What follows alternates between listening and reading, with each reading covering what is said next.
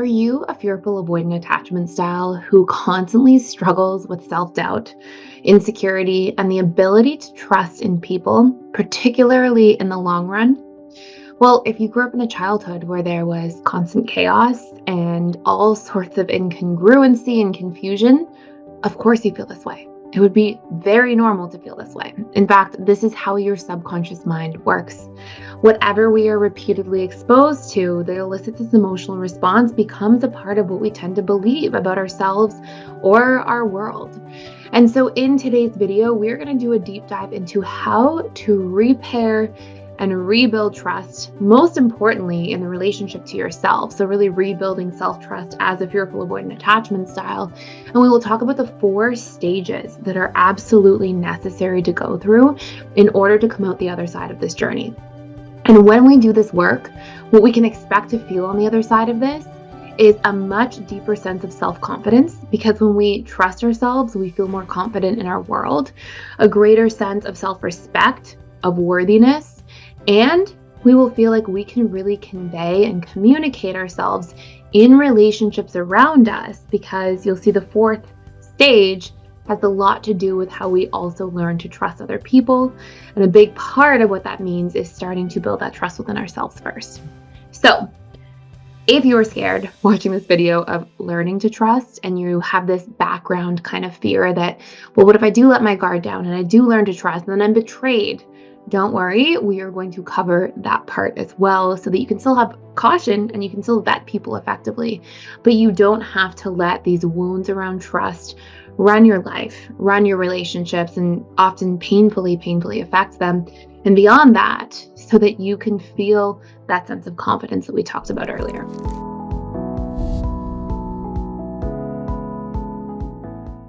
So how we repair trust, and you know what, I'll give a little bit of context here first. When we look at a fearful avoidant in childhood, some very common experiences we'll see are things like a lot of chaos in the home. There can be a tremendous amount of fighting, and so it's like you never know what you're going to get. Or a parent who has an addiction, maybe they're struggling with alcoholism or substance use issues. And in that case, it mirrors those same principles. You never know what version of the person you're going to get. And of course, fearful avoidant can also be the result of different forms of abuse growing up, manipulation, perhaps having a parent with a cluster B personality disorder, like narcissistic personality disorder. And so in all of those cases, there's this background theme that remains the same, which is you don't know what to expect from your parents or caregivers. You don't know which side of them you're going to get. You don't know how they're going to be reacting. Are they going to be in a good mood, a bad mood? Are they going to show up in a healthy way, an unhealthy way? And really at the root, what that creates is a deep sense of distrust, both within that person, but because our attachment figures in our childhood basically teach us how to have the relationship we do to ourselves, that will directly affect as we mirror that and take in that information being demonstrated to us or modeled to us by our caregivers, that will be extremely formative in terms of the relationship we have to ourselves. And if somebody is constantly violating boundaries or somebody is constantly volatile in our upbringing and environment, then that will be something we internalize. I often even say to people, our internal dialogue is just our internalized dialogue from experiences we often had in childhood, whether that was how people spoke to us or how people spoke to each other in the environment that we were in. So hopefully that gives you a little bit of context before we go into these 4 stages here about how that relationship we have to trust, and trusting the future and trusting the external world and trusting people and trusting authority figures and trusting ourselves, why it may be one of such struggles. And it's not your fault if that's something that you're going through. And at the same time, it's very important for us to have that self-compassion towards us and be mindful and gentle to ourselves and acknowledge our feelings and really validate that that was our experience. At the same time, it's not our fault, but it is our responsibility to fix and heal, because nobody can really do that for us. Sure, we can go into therapy or counseling, or we can come into the personal development school and you can learn tools and frameworks and you can get support. But at the end of the day, we do that work. We show up or we don't. And it is always more work not to do the work. So let's talk about it. 4 stages of properly repairing trust. Well, one of the first things we have to do is we have to repair these stories that we carry about our internal trust baseline. So, generally, the idea or concept of trust has essentially been fragmented. We think multiple things about it because of the huge variance in experiences that we had and the very kind of like all or nothing experiences we had growing up. And I know this myself because I was a fearful avoidant. So, your internal trust baseline, you may have these ideas and stories like, well, if I trust somebody, then I'm just going to eventually get hurt. Or if I trust somebody, they could pull the wool over my eyes. Why would I ever trust somebody? It doesn't make any sense. And as somebody who personally myself has been through a very difficult relationship to trust, particularly in my late teenage and very early 20s, I can tell you it is a lot of work to feel like that, to constantly be questioning everything and constantly be walking on eggshells and constantly wondering what the future holds and trying to sort of control outcomes. Like, it's honestly way more exhausting than you realize at the time because you're just used to it. But when you learn to establish a healthy internal trust baseline, it's like this tremendous amount of relief. Now, the big fear that I had in even trying to repair trust was like, well, how do I know that somebody won't betray me? And I'm going to get to that too, I promise. But this first concept is that when we have this internal trust baseline, we have to challenge core concepts that people cannot be trusted. And what I mean by this is when we had this repetition and emotion of untrusting experiences, confusing experiences, different versions of people depending on the day, then we get this imprinting, part of how our subconscious, which is really the one running the show, by the way, because your subconscious is responsible for roughly 95 to 97% of your beliefs, your thoughts, your emotions, and actions. You know, Part of what happens when we have this imprinting is that we fire and wire these neural pathways of feeling like, oh my gosh, we can't trust. We keep having these experiences which are cementing these neural networks into us, where we adopt these concepts. Okay, well, I cannot trust because look, if I can't trust my caregivers, how can I trust anybody? And so we get these really strong concepts or ideas that we come to identify with, we come to take as the truth and really believe in, right? So these are really our core beliefs at the end of the day. And we have to be willing to challenge these.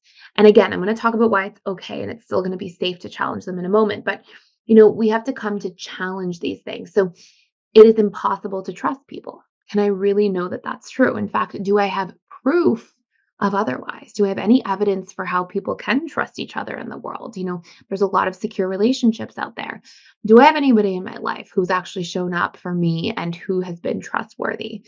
And the more we can really look for evidence to oppose this original belief pattern, we start disidentifying from it. We stop investing in that old story, that old narrative so much. And when we can come up with roughly 10 pieces of evidence that it is possible to trust, and we can just start there, then all of a sudden, those 10 pieces of evidence that it is possible to trust, or that could be possible for us one day, that will help us if we listen back to that and record it somewhere and listen back for about 21 days or so. That repetition and emotion of new concepts is actually going to be what rewires these subconscious, really painful ideas. So I keep coming back to this idea that it can be scary. We can be like, well, how would I even want to do that? Because I'm going to trust and just become more hurt. And I understand that firsthand. But this is what brings me to stage number two, which is as we start letting go of investing so hard in this narrative or idea that we can never trust anybody and the wool's always going to be pulled over our eyes. The second part here is that we start vetting for trustworthy people. So we can still approach relationships with caution, but we can stop letting our belief, this really painful belief that I can never trust anybody, be something that sabotages our relationships and makes us push people away. And so, how we vet for people, trustworthy people, is really we're looking for people who have what we call the 4 C's of trust. And I'm going to explain what this is for stage 2 out of 4 here. The 4 C's of trust are number one, consistency. When somebody's consistent, we tend to trust them more, right? If somebody says they're going to call you or text you and then you never really hear from them, then that can be something where there's not enough consistency to bank on that being a really close relationship. Number 2 is congruency. This is really important for fearful avoidance. In fact, fearful avoidance are like, you know, they've got a really strong radar for this. They're like metal detectors in terms of spotting incongruency. What incongruency is if something I say and something I do don't add up, or if something isn't congruent between a story I told you today versus a story I told you yesterday, right? Like if somebody is going through this dynamic and one day they say, yeah, last weekend on Saturday I was with Fred. And then the next day they say, last weekend I didn't see Fred, I was with Sally. You're like, well, what do you mean? Like your story changed. There's an incongruency. And so that's a huge place that fearful avoidance the alarm bells go off, right? And so, healthy, trustworthy people, they tend to have very high levels of congruency. Or, another version of congruency is if I say, hey, I'm going to make a YouTube video every day, I generally follow through with that, right? That would be a form of congruency. What I say and what I plan on doing or what I do add up.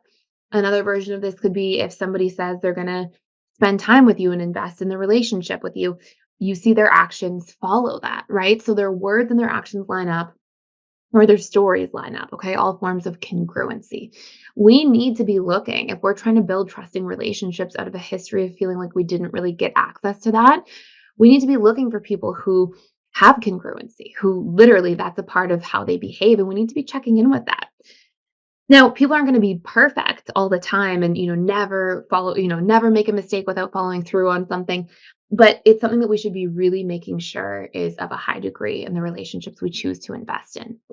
The next piece of trust in our second stage here is consideration. If somebody considers your feelings, you trust them more. If somebody's like, if you're in a relationship with somebody and you've made a commitment to be monogamous, and then they decide they're gonna kiss somebody else on the weekend, and then they say, "Oh, I didn't think it was a big deal." They didn't consider how you were going to feel about that, right? And so that's a huge violation of trust, particularly when there's some sort of agreement in place, like we're going to be in a committed relationship. But congruency, or excuse me, consideration really means that we are able to see that somebody is considering our feelings, considering how their behaviors would affect us, checking in with us, taking us into consideration as a whole. And the more that we see those behaviors, the more we know this person, although they may not be perfect, they're really working to show up here. Okay. And the last thing is context. This is a huge thing. We can think of context and transparency. And by the way, this is still stage two. We still have two more stages to go after this, but these are important starting points. The more that we have context for things, the more that somebody says, oh, I canceled plans because I wasn't feeling well, instead of just saying, hey, I'm canceling plans, goodbye. That context, that transparency, that ability to be open about things and why we do what we do, that really helps us foster trust in a big way. So those are our first two stages. We repair the internal trust baseline by questioning these old narratives and beliefs, but we still make sure that we're vetting for trustworthy people. Now we get into the second two stages, which go a lot deeper. So I have some exciting news, which is that we are doing $1,000 off of our lifetime membership sale to the Personal Development School, which means you get access to literally everything at PDS for your entire rest of your life. Essentially, that entails all of our different courses you have lifetime access to. I do 4 live webinars a week, every single week. You can access them ongoing, and you get access to all of our daily community events. So I'd love to see you on the other side, and you can access it by using the link in the description box below. In order to properly trust other people beyond just vetting them and just seeing, we actually have to allow ourselves to be seen. I cannot stress enough how important this is. If we don't let ourselves be seen, if we are not vulnerable enough to say, hey, that hurts me when you don't call back, or it hurts me in a relationship when you use those words to describe me, or you may not realize it, but I have a sensitivity to you speaking that way in front of my parent, or whatever it is, right? Like when we can allow ourselves to be seen, or a moment ago we talked about consideration is such a big part of trust. Part of what fearful avoidance do is when you don't trust people growing up, you shut down and you think, well, I'm just going to stay way back here and not be truly vulnerable about the things that feel truly vulnerable to me, because then I could be more hurt. So we form this protective mechanism of trying to basically not be seen, try to hold ourselves back and cover things up. But the reality is that as an adult is exactly the thing that will keep your trust wounds alive. Because when you don't let yourself be seen and be known, if you don't let people know what your needs are or your boundaries are or your feelings are, if something hurts you or affects you in a negative way, or what it is that you're yearning for in a relationship, then they can't properly consider you. And so you will keep yourself in a trust deficit by staying in this position where you are not able to let people in enough to have the capacity to consider you. And so while we want to vet for people to give us these things, we also have to step into a place where we're going to be vulnerable enough to let ourselves be seen and to let ourselves be known so that in turn we can be taken into consideration by our loved ones. And funnily enough, this goes hand in hand with what it means to repair self trust. So much of what it means to repair self trust is also to become our own advocate. And this is really what stage 4 is. We go from stage 3, we have to let ourselves be known and be seen. And what that really means is we have to communicate our needs, communicate our feelings, let people know our boundaries or if things hurt us so that we can be considered.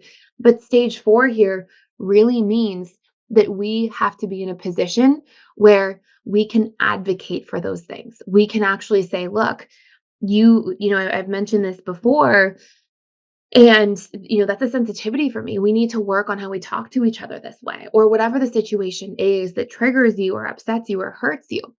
Now, when we're vetting for people, okay, so I'm just going to repeat this from the top for a second. I have a really important point that I want you to hear if you're still here hanging in and listening. So just from the top though, we change our stories, we challenge our stories about never being able to trust. We do this repeatedly because it helps to rewire our internal trust baseline. We vet for trustworthy people using those 4 C's. We repair self-trust specifically by allowing ourselves to be seen and known. And that really means allowing our needs to be known, our feelings, our sensitivities, these sorts of things. But number 4, and this is really where it becomes self-trust, is we advocate for those things. True embodiment of this means we see these things through. These are not one-offs. And what I mean by this more specifically is, let's say that I am in a relationship and let's say I'm starting to date, let's say my now husband, but let's pretend it's like we're just starting to date. And in this particular case, let's pretend that I have a sensitivity to being dismissed. Okay. And so if that's something that is sensitive for me and that doesn't make me feel good, number one, I need to let that be seen and be known, right? That goes to stage 3 of rebuilding that trust. I have to let him in to see that that's a sensitivity for me. But that last piece, stage 4, that's extremely important is I can say that. And maybe there's a great, amount of consideration around that for 3 months. But if one day, 3 months later, he's dismissive of something, my self-trust comes from advocating for that again. It means I'm embodying that thing. It means in real time, I say, hey, I know we've talked about this, previously, but in this moment, I felt dismissed again. And remember, that's a sensitivity for me. And what I'm doing is I'm able to assert my needs, my domain in a sense of like, hey, this is me, and these are the things that don't feel good for me. Now, a lot of people, when I bring this up, say, well, Thais, what if somebody never makes an effort to meet your needs? What if somebody never even you share these things and they never even make an effort? Well, then they don't belong in your life. That's very simple. That's very clear cut. If somebody never makes an effort at all, well, why would you even want to spend time in a relationship like that? We should put that relationship back to like an acquaintance or maybe let that person out of our lives. But what we're looking for is we need those last 2 steps to let ourselves be seen and to let ourselves as well assert what's going on for us in real time. And in those 2 steps together, that's where if somebody has little imperfections, real roots of trust in relationships, and this is the last really important point I was going to make, is real roots of trust in relationships, they don't come from people being perfect. They never come from people never making a mistake or never hurting your feelings. That's not possible. That would make us all robots. Real trust is built in relationships when people get those last 2 parts right, when they know themselves enough and allow themselves to be seen and known. And then when we have those moments of imperfection in relationships, when somebody's willing to do that work to rebuild those things with you, you say, hey, in this moment, I felt that dismissiveness again, and that hurt me. And in that moment, the person responds and says, hey, I'm sorry. I was just distracted and I'll work to be more present. And that becomes something that gets resolved between two people. And this is generally what securely attached people do in relationships very well because they had healthy modeling for these things. But this may be something that between two people who are insecurely attached, this is the work that we can do. And this is something I've personally done for years and has been absolutely life changing.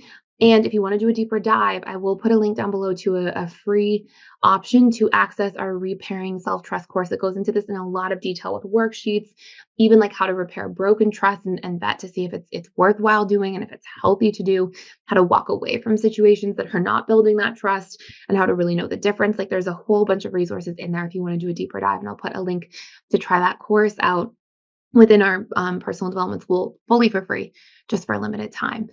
I hope you enjoyed this topic today. I hope this was helpful for you. I think it's such an important discussion. And let me know in the comments down below if this is helpful for you or if you have any questions about this topic further. Thank you so much for stopping by and for watching.